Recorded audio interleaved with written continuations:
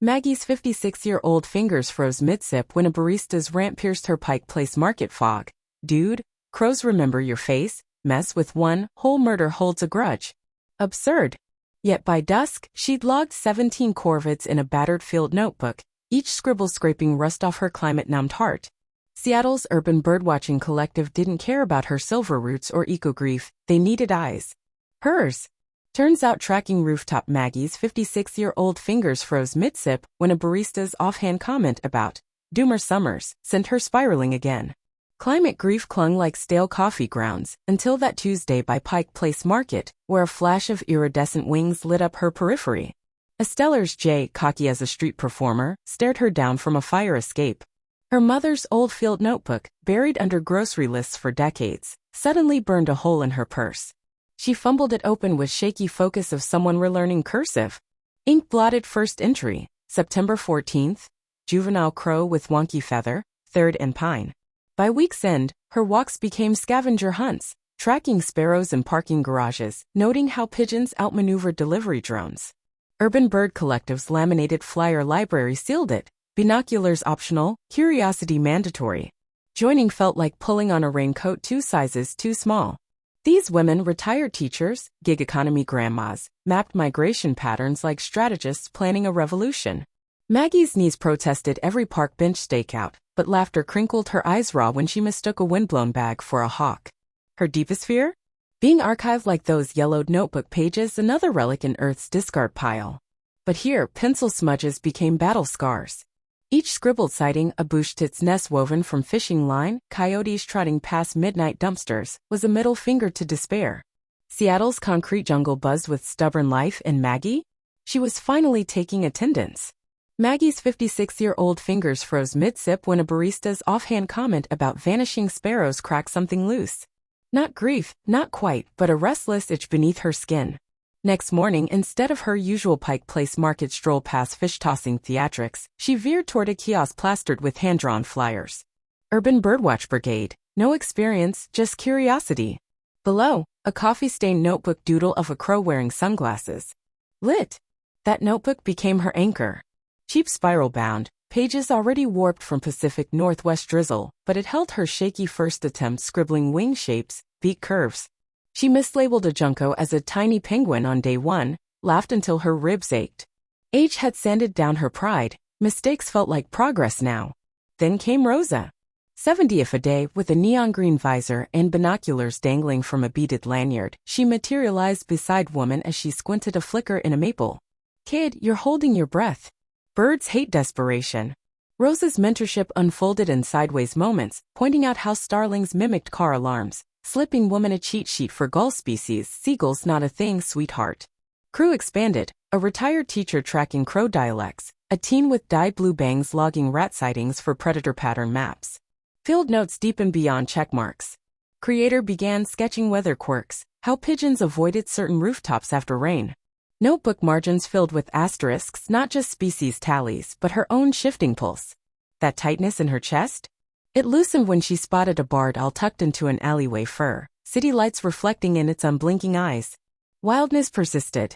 So could she. One drizzly Thursday, Maggie tripped over a curb chasing a heron's silhouette. Rosa cackled as she sprawled, but hands young, old, in between yanked her upright before pavement could stain her knees. Later, flipping through smudged pages, she realized this was no longer about counting losses. Every scribble was proof. Life, stubborn and dazzling, was still keeping score. Maggie's 56-year-old fingers froze mid-sip when a barista's radio crackled with another climate disaster headline. Same old dread pulled in her gut, sticky as spilled syrup. But this time, she didn't just sigh into her oat milk latte. She fished out that battered field notebook, its edges curled like autumn leaves, and flipped to a fresh page. Pike Place Market bustled outside, its usual symphony of fishmongers' shouts and tourists' laughter now underscored by something new. Determined scratch of Maggie's pencil as she logged a Stellar's J perched on a neon public market sign. Urban birdwatching had started as a distraction, a way to silence eco-grief gnawing her ribs. But Seattle Avian Collective, a ragtag group of retirees, baristas, and one tenacious teen with blue-streaked hair, had lit a spark she couldn't ignore. First, she balked their enthusiasm. Counting crows won't save planet, she'd grumbled to herself, shoving cold hands deeper into her pockets. But then came data. Their logs helped track shifting migration patterns, proving city green spaces mattered. Small victories, sure, but Maggie's stubborn push to document every sparrow and waxwing became her rebellion against helplessness. One drizzly morning, she misidentified a Cooper's hawk as a sharpshinned, earning a gentle ribbing from blue-haired kid. Instead of bristling, Maggie laughed, dry, self-aware, and bought a laminated guide with her coffee. Age hadn't rusted her curiosity, just buried it under layers of cynicism. Now each scribble in that notebook felt like peeling one back. By summer, she knew every crow's gossipy cadence in Cary Park, could predict hummingbirds' favorite feeders near Space Needle. Her walks grew longer, her notes messier with excitement. When wildfires choked sky with smoke, Collective pivoted, documenting how birds adapted. Maggie's hands didn't shake this time. They flipped pages, cross-referencing, proving life persisted even when air tasted like ash. That notebook, once a place for grocery lists, now held maps of resilience. And some days, when jays screeched like they'd cracked universe's secrets, Maggie almost believed them. Maggie's 56-year-old fingers froze mid-sip when a barista's offhand comment about disappearing sparrows cracked her chest wide open. Eco-grief had been gnawing her for months, but this was a sucker punch. She fumbled for her field notebook, dog-eared, coffee-stained, crammed with half-hearted tallies of urban birds she'd barely bothered to name. Pathetic. But that afternoon, marching past Pike Place Market's fish-tossing theatrics, she made a vow: no more wallowing. If world was burning, she'd count every last feather fighting back. Seattle's urban birdwatching collective met under a graffiti-slathered bridge, a ragtag crew of millennials with binoculars slung like bandoliers. First meeting, Maggie botched a crow call so badly pigeons scattered in disgust. Kids smirked. But she kept showing up, scribbling observations with fervor of a woman possessed. Her notebook became a battlefield, neat columns of species, weather patterns, tiny triumphs, a flicker nesting in a parking garage.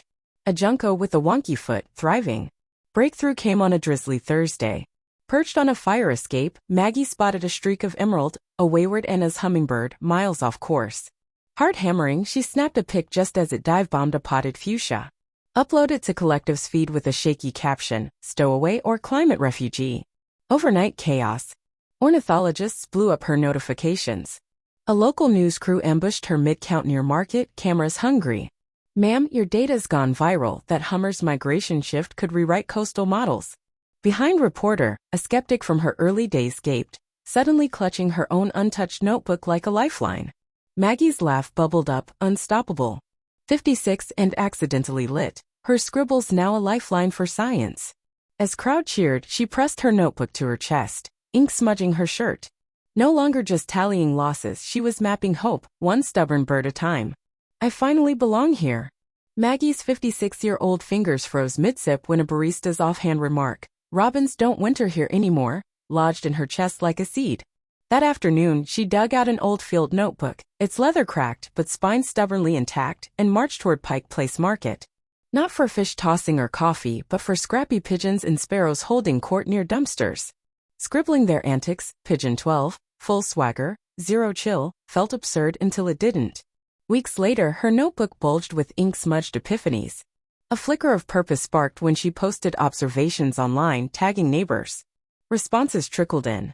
"Saw a bald eagle by Ship Canal. Raccoon family and my magnolia." By solstice, Maggie's kitchen table hosted Seattle's oddest supper club, retired teachers, a jazz bassist, two teens with dyed blue bangs, all comparing notes over vegan chili. They dubbed themselves Beak Freaks and adopted a mascot, a one-legged crow named Duke who adored stolen bagel bits. Maggie's notebook evolved. No longer just lists but maps of urban nests, migration patterns, a hand-drawn zine titled Bird Therapy for Apocalypse. She guided hesitant newcomers, showing how spotting a hummingbird's dive could recalibrate a racing heart. Climate grief didn't vanish, but it grew edges they could grip together. One drizzly dawn, Maggie crouched near a parking garage, tracking a rare warbler, when a kid in a dinosaur hoodie whispered, "You're like a wildlife spy." She grinned, flashing her notebook like a badge. Damn right. Join Stakeout. Seattle's concrete jungle became their shared sanctuary. Every scribble, every shared sighting, wove a net beneath their collective dread. Maggie's once silent walks now buzzed with purpose, not saving world, but savoring it, one feather at a time. Grab your notebook. Your street's a saga waiting for ink.